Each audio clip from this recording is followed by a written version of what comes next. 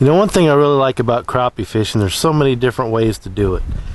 You'll find guys have their favorite techniques. You'll find you go to one area and one technique's popular. You go to another area, something else is popular.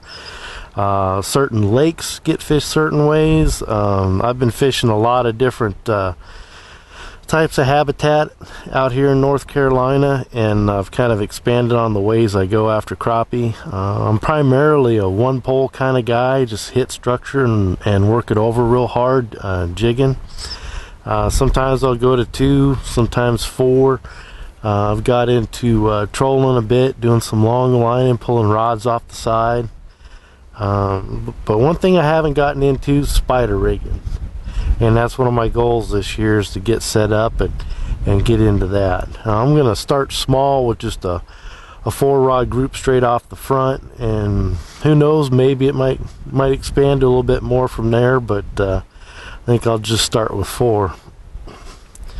One of the things that's kind of kept me from getting into spider rigging is the cost. You know, there's quite a bit there in rods and rod holders, and I was out fishing Sharon Harris Reservoir and met up with a bunch of the Crappie.com guys there, and there's a fella there that was talking about gear from Cumberlandcrappie in Kentucky.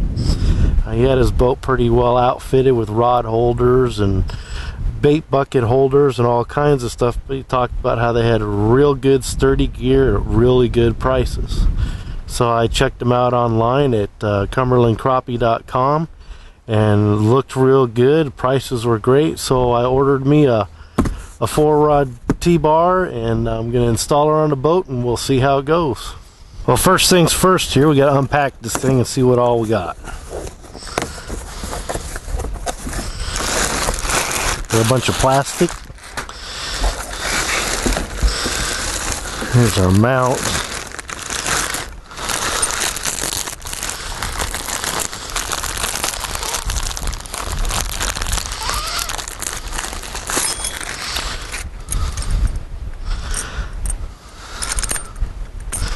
Got a knurled hole for changing angles.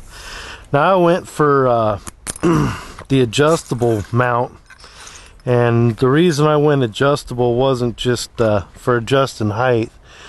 I didn't know if I'd run into some kind of conflict with my trolling motor where I'd mount it, so if I had problems with the T-bar, I could actually just pull the T-bar off, manipulate my trolling motor, and throw it back on without having to undo both screws for the mount.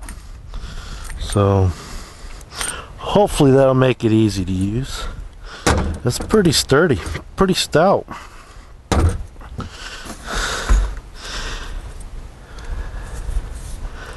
Got the 4-rod T-bar. They actually have 2 different types of rod holders. They have the Cumberland rod holder, and then they have these are the Green River. Oh, cool. Mounting hardware. That's very cool. Don't mind shopping at Lowe's, but I hate to have to go around somewhere just to get mounting hardware when I get something new for the boat. Now I've got a piece of channel under the deck right here for my electrical. So I gotta mount it kind of in a certain way to be out front in the center to be able to get to the bolts underneath the mount.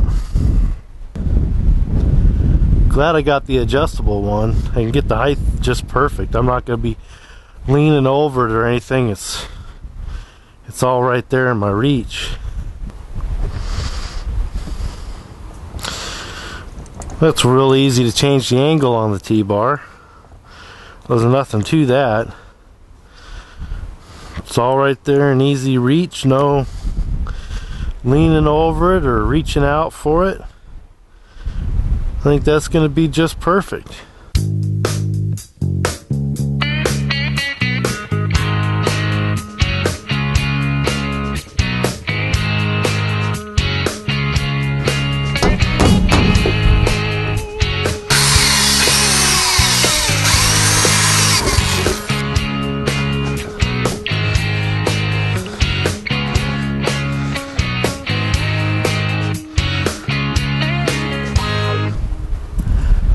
Well, that's about all there was to it.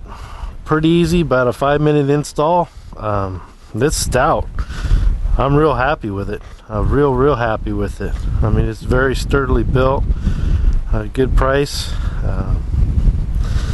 Piece of cake to throw on the boat, and now all I gotta worry about is what rods I'm gonna go with. So that's it till the next time we go poking holes in the boat.